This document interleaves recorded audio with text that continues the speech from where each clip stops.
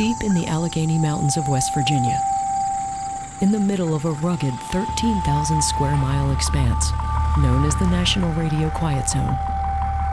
A team of astronomers has detected a series of devastating high-energy bursts erupting from an unknown source far off in space. So we've now detected hundreds of bursts. And no one has a clear answer why. There's always a danger, like, well, maybe this is actually ET. We gotta make sure we're doing the right thing here.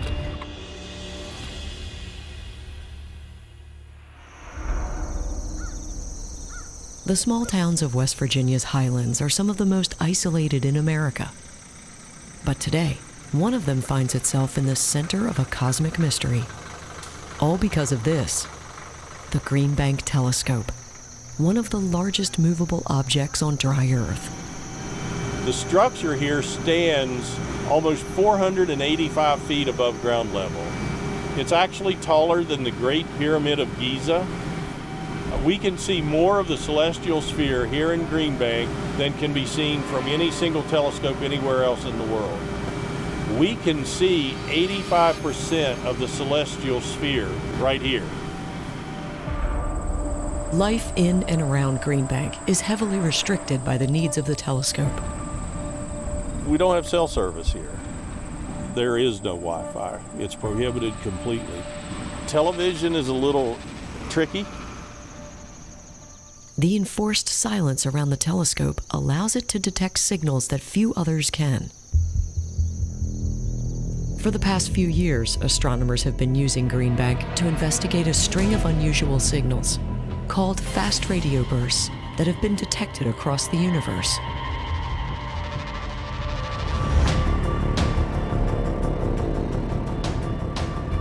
When fast radio bursts erupt, they can unleash as much energy as our sun does in an entire year, in a fraction of a second. But by the time that energy reaches Earth, it's a mere whisper. And while astronomers have now detected dozens of different fast radio bursts, one of them is different from the rest, a mysterious signal they call FRB 121102. From the telescope's control room, Dr. Ryan Lynch directs the telescope to lock in on the target. So the GBT sees a very small portion of the sky at any given time. So if you think about a really little tiny crater or mark on the moon that you might be able to see with your naked eye, that's basically the amount of sky that we're seeing right now. And the bursts only last for a fraction of a second. So we have spent probably hundreds of hours over the course of the last few years observing this object, and we've only detected a few hundred bursts. And if you were to add all of those bursts up, they would only add up to a few seconds worth of time when the source is actually active. A few seconds that have set off a series of discoveries and made this one of the hottest topics in astronomy today. When FRB 121102 was first discovered, everything got thrown into overdrive. They could now track the location of the signal to the constellation of Auriga. Once we were able to localize 121102, we realized that this galaxy has never been seen before. Although they knew where it was coming from, they didn't know what was generating the signal. When fast radio bursts were first discovered, they were all one-off events. That could be things like an exploding star, a supernova. So when we start to see it repeat, that changes our whole paradigm of what it could be. They began to suspect that the signal could be coming from a pulsar. Pulsars are dead stars that emit radio waves so predictably that NASA has discussed using them as cosmic beacons, guiding future space missions. And you might think to yourself that we would be able to find some sort of a pattern or a regularity in when they're going off. But we've looked really hard and we haven't been able to find anything like that yet. Astronomers from Breakthrough Listen, one of the largest projects to search for intelligent extraterrestrial communication, wonder if signals like these could conceal a message from a distant civilization. Anytime there's a new astrophysical phenomenon discovered, I think, aliens are one of the explanations for it. Radio waves can either be created by natural cosmic events or artificially by intelligent species like us. Although the energy emitted by 121102 is staggering, equivalent to 500 million suns, SETI believes it's still a possibility that it's artificially created.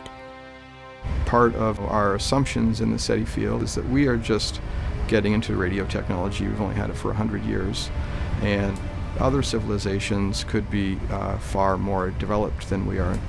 I don't think that there's some fundamental limit to how strong a signal some intelligence could create if they wanted to. The question for astronomers, then, is not just why this signal is so strong, but whether it carries any information. When one gets a radio signal from outer space, you automatically start to think about extraterrestrials. While we can't rule out all FRB sources, we're pretty confident that FRB 121102 is not an ET source. With ET signals, one would expect a lot of information to be encoded into that signal, and all the information that we're getting from this burst has a natural explanation.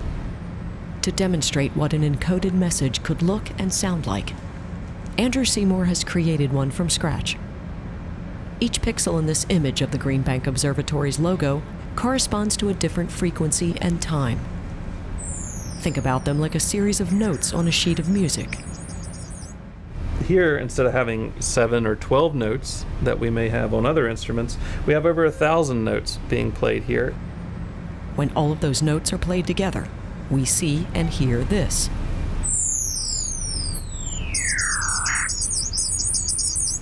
And if we were to broadcast those frequencies into space, if another civilization was recording with computers the same way we are, they would see this image come across their computer screens.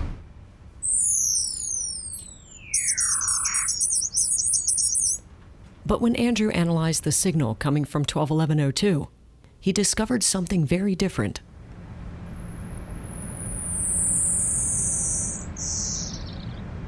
And one may think that there's information coded in that, but it has a natural explanation. As strange as the sound and image may appear, Andrew finds nothing unusual or alien about them. Instead of a message, he sees a snapshot of an explosive moment from a distant galaxy.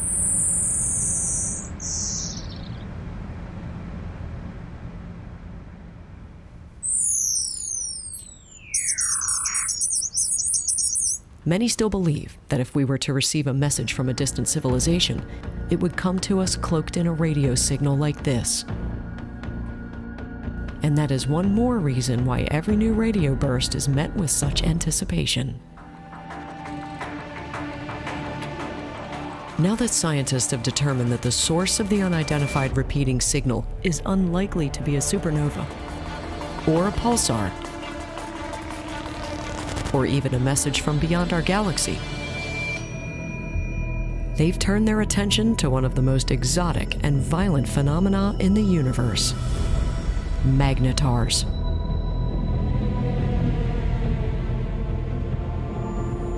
Like pulsars, magnetars are super dense remnants of stars that have gone supernova.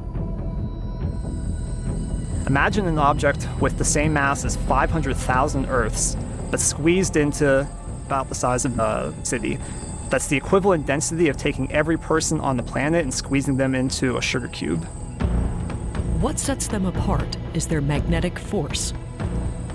Magnetars have the strongest magnetic fields in the universe. If you were to take a magnetar and place it at the distance of the moon, which would not be a good idea because it would destroy the Earth, but in the process, it would also erase all of the computer hard drives and credit cards on the Earth because of the strength of the magnetic field.